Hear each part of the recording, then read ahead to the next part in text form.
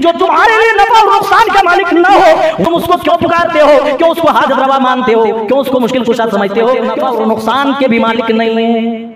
फ़इन फ़अलता, अगर अल्लाह के अलावा दूसरों को आपने पुकारा, फ़इन फ़अलता फ़इन्नका इज़म मिनज़ ज़ालिमीन, तो आप जालिमों में शुमार कर दिए जाएंगे, आप गुनाहगारों में, आप खताकारों में शामिल हो जाएंगे। अल्लाह की बयान कर रहा है मुसलमानों।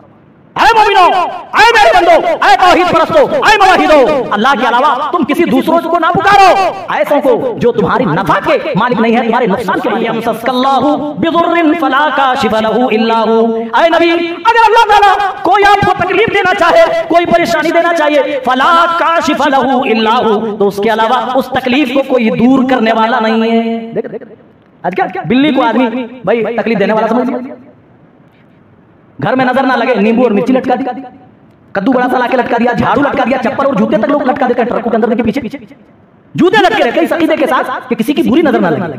अगर मैं तुम्हें नुकसान पहुंचाना चाहूं, फला काशिफ लहु इल्ला हु, तो उस तकलीफ को, उस नुकसान को कोई दूर करने वाला नहीं। व इन यमसस्का बिखैर, और अल्लाह ताला आपके लिए खैर का इरादा कर ले, कोई भलाई देना चाहे, कोई खैर पहुंचाना चाहे, फला रद्द लिफज़लिही, तो उसके फजल को कोई रोक भी नहीं सकता है।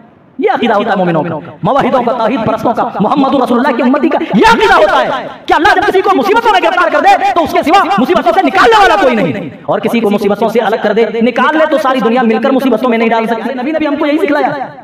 वालम अन्नल उम्मत लव इज्तमअत अला अन यनफऊका बिशैइन लम यनफऊका इल्ला बिशैइन क़द कतबहु अल्लाहु लक। हज़रत अब्दुल्लाह इब्न अब्बास जो कि छोटे हैं, आपकी सवारी के पीछे बैठे हुए हैं, उस छोटे बच्चे को आप अकीदा सिखला रहे हैं।